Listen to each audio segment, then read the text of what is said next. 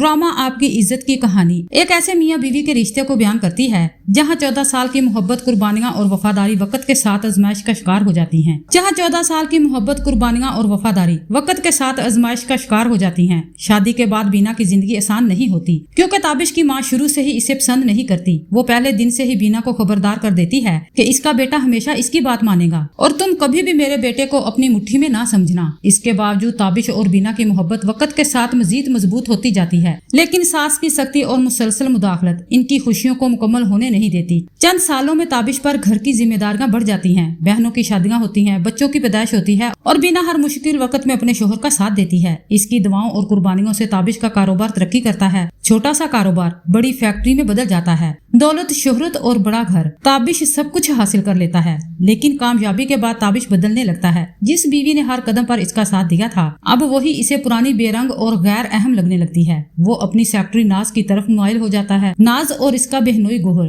ताबिश की दौलत पर नजर रखते हैं। दूसरी तरफ बीना खामोशी से सब कुछ बर्दाश्त करती है। वो जानती है कि इसका शोहर बदल चुका है, लेकिन फिर भी अपने घर और बच्चों को बचाने की कोशिश करती है। जब इसे यकीन हो जाता है कि ताबिश वाकई नाज से दूसरी शादी करने वाला है और इसकी अपनी सास भी इस फैसले में इसका साथ दे रही है, तो वो एक बड़ा फैसला करती है। वो ऐसा ऐसा अपना जरूरी सामान और जेवरात अपनी वालदा के घर मुंतकिल कर देती है और निकाह वाले दिन अचानक घर छोड़ देती है। घर में हर तरफ हंगामा मच जाता है। पहले ताबिश को गुस्सा आता है। वो समझता है कि बीना ने सिर्फ इसकी शादी रुकवाने के लिए ये सब कुछ किया है, लेकिन जब इसे बीना की खुदकुशी की खबर मिलती है तो इसके कदमों तले से जमीन निकल जाती है। वो रोता हुआ लाश की शिनाख्त के लिए जाता है, मगर मालूम होता है कि वो औरत बीना नहीं थी। वो गुस्से और बेबसी में बीना की तलाश शुरू कर देता है। तहकीकात के दौरान इसे मालूम होता है कि बीना अक्सर एक सब्जी फरोश नौजवान से सब्जी लिया करती थी और घर छोड़ने वाले दिन भी वो इसी के पास गई थी। यही बात ताबिश के गुरूर को शदीद धचका देती है। असल हकीकत ये होती है कि बीना इस नौजवान के साथ सिर्फ अपनी जान बचाने और अपने शोहर को सबक सिखाने के लिए गई थी। वो इससे दरख्वास्त करती है कि इसे अपने गांव ले चले